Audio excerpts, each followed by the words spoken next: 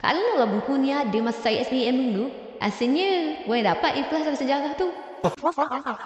Gempa Asas ada buku sejarah you all. Okay, selain daripada manga, selain daripada komik, selain daripada novel, kita ada buku rujukan iaitu tada! WC A+ untuk sejarah tingkatan 4 sahaja. Rasanya ni first time kita keluarkan buku rujukan. Besarkan.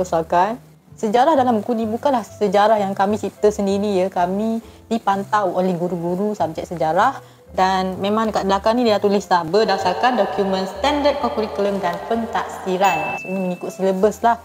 Jadi tidak perlu risau jika anda rasa ragu-ragu.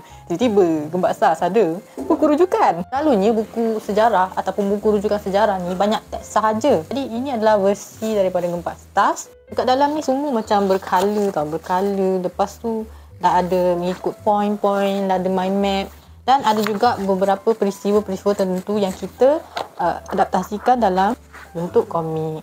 Jadi senanglah sikit korang nak faham tu. Jadi ini adalah khas untuk mereka yang ingin belajar sejarah tapi memerlukan sedikit bantuan visual agar mereka dapat mengingat fakta-fakta tertentu dan faham peristiwa-peristiwa penting dalam sejarah tu. Buku ni nampak je besar tapi sebenarnya tak berat pun. Dia macam saiz dia berat dia macam majalah sikit lah.